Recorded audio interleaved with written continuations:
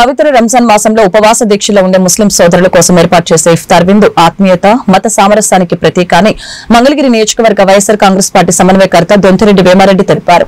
గుంటూరు జిల్లా మంగళగిరి నియోజకవర్గంలోని దుగ్గిరాల మండలం పెనుమూలు గ్రామంలోని మదీనా మసీదులో ఏర్పాటు చేసిన ఇఫ్తార్ విందులో వైసీపీ సమన్వయకర్త దొంతిరెడ్డి వేమారెడ్డి పాల్గొన్నారు. అనంతరం ఉపవాస దీక్ష చేపట్టిన ముస్లింలకు పలహారాలు తినిపించి ఉపవాస దీక్ష విరమించడం జరిగింది.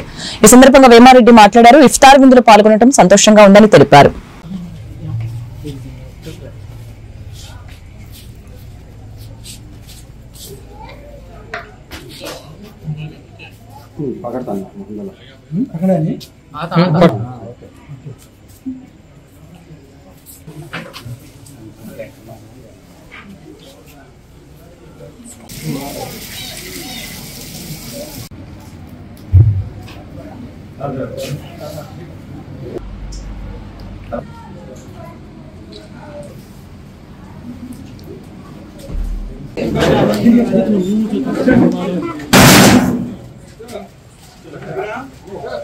అన్నా